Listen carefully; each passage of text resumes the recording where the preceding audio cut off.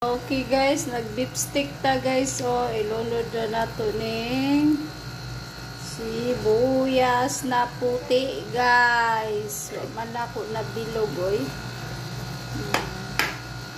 Beef stick na punta guys. Grabe mga viewers no. Tumpa sure nga 4 guys. Ang iparis na ko na 9 ug 3, di ba?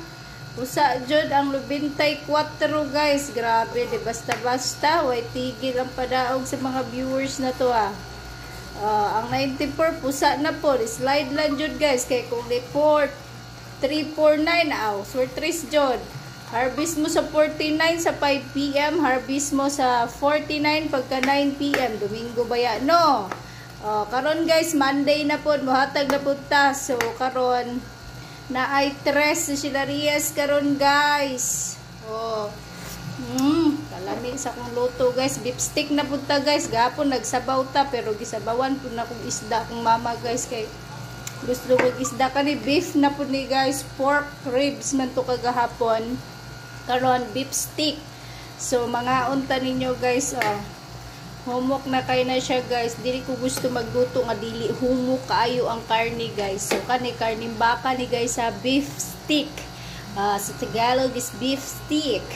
Ganon.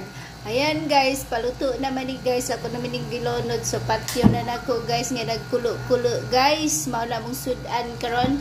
Ang pa-sure na ko karon 3 laban sa alin nyo ni guys unsa kaha automatic triple 3 automatic 3 3 laban sa 4 ug 2 2 ug 4 4 ug 2 so pwede sila magpuyo guys ha.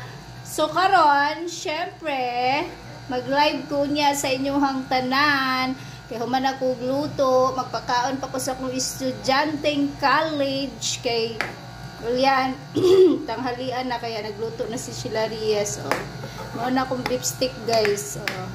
Dili ka ba lumuluto si Silarias, gimao-mao ni nako tanan pero lami man pud guys kay naamang ko tanaw nga YouTube.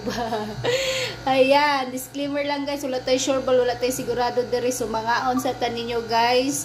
Happy Monday sa tanan. Swerte na pud karon, magbadaogon na pud ta karon. So good luck sa tuang tanan. Wa mi nagbadaogon kagabi sa transaction guys, pero ayon nagdalamig doble kagabi hapit jud. Ibalik lang jud ang combination. Igo na lang jud ta sa ingon og hapit sa 2 PM 5 PM slide pa jud amua pero sige lang. Ana jud na guys, pero ang mga viewers grabe, harvest na pod. Pero karon naalang gihapon tay ano karon ha, kabalo na mo Monday. Happy Monday sa inyo.